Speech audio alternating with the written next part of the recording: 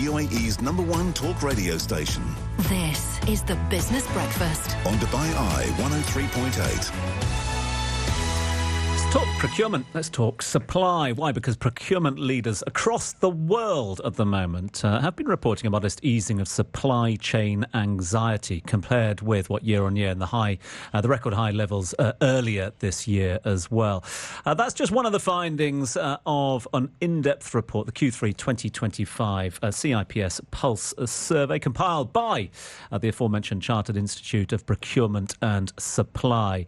Lots for us to get into on this one, and we have none other than the regional director who has our boots on the ground here at the moment in Dubai, regional director of the Middle East, Africa and Asia Pacific. Big old geography for Sam Achampong, who is the regional director for CIPS here. Thanks so much indeed for being with us. Thanks, Tom. Good to have you on board. OK, let's dive into this one. Give me your overview on this one. Signs of relief after a tough year? Signs of relief. I mean, the year-on-year sentiment shows that anxieties are on the increase, but it's stabilising. I think you'll see in the report that the majority of people are saying that they are concerned about tariffs, for example, but they haven't been affected yet. But I think if you look year on year between 2024 and 2025, the overall sentiment is higher. But the actual effects are shifted slightly. So the actual effects are more around cyber attacks, which are actually happening, actually on the increase, rather than the effects of tariffs, which is quite interesting. Let's talk cyber threats as well, because a lot of people would assume tariffs, and we'll get on to tariffs shortly, but a notable increase in the number of cyber attacks and threats. Absolutely. I think we're looking upwards of 30% increase in the number of actual cyber attacks that happen. Cyber attacks are happening all the time. They're a reality, but the number of attacks that materialise have increased significantly. Before this report was compiled, we saw JLR in the UK have just been affected, and I think they've had a cyber attack since just before September.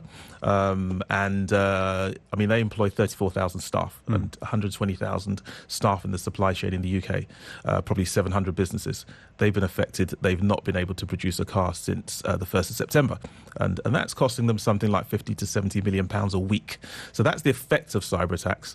And as you can see, it's affecting a lot more organisations than just JLR. I mean, the fact that this is the first time that you've actually asked about cybersecurity in these reports, in these Pulse reports. I mean, again, I suppose there will be listeners and viewers out there going, why supply chains? Why are hackers targeting supply chains at the moment? Well, they're attacking the organisations and the organisations that supply those organisations. So that's and the effect will be on the supply chain. So it's the after effects rather than attacking supply chains on their own. They're not attacking shipping or anything along those lines, but they're attacking the systems that those companies use. Tariffs. Let's move on to the T word at the moment. As we mentioned at the top of our little chat there, tariffs have been in the spotlight for quite some time as well. What's your sort of reading of the concerns around tariffs? The concerns are in the background. They're underlying. People have concerns as to what the implications can be of tariffs. But I think especially when you pivot to the Middle East, the actual effects are not that profound or noticed as yet. I think if you look in the report, there's 59% of organisations are moving to what we call nearshoring. They're moving operations closer to home. But the reasons for that are in anticipation of tariffs, but they're also because of other things like localization, local content as you have in Saudiization, or ICV as you have in the Middle East. It's a lot about bringing your operations close and building local economies, as well as the potential effects of tariffs in the future. But I was speaking to an organisation recently who are moving their Chinese operation, manufacturing operation, to Saudi, and that's a lot about localization, and that's got nothing to do with tariffs. It's nothing to do with the US.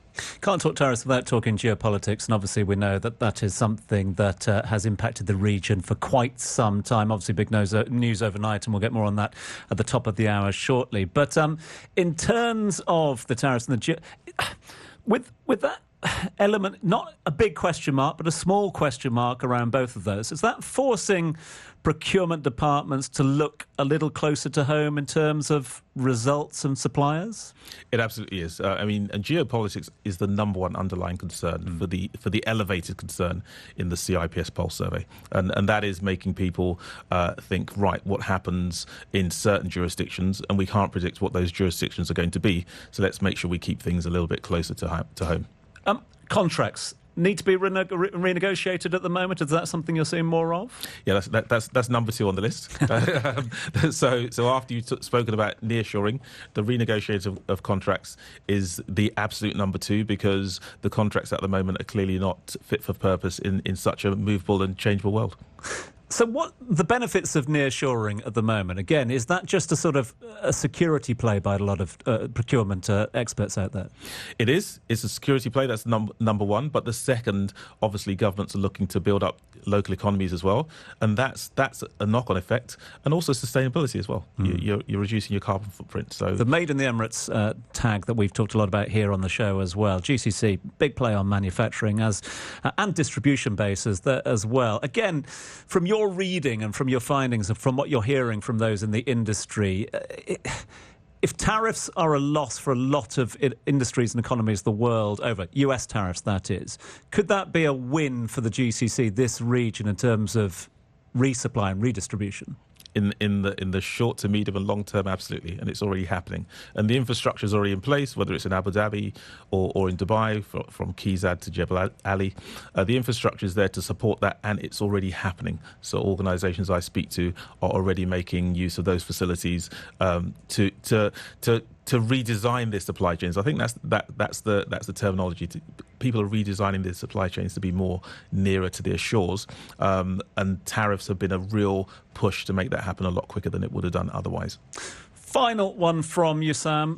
Big takeaway. What's your one takeaway from this? And what's the big boardroom topic of discussion at the moment off the back of this report? Cyber attacks. The resilience is to make your company more resilient is the job of the chief supply chain officer, and cyber attacks are number 1 on their inbox at the moment. The CIPS Pulse Survey, the Q3 2025 Pulse Survey is out. That one's put together by the Chartered Institute of Procurement and Supply. It's been an absolute pleasure to catch up with the Regional Director here in Dubai, Sam Achampong. Sam, really appreciate your time this morning. Thanks so much indeed for that. Thank you, Tom. Dubai Eye 103.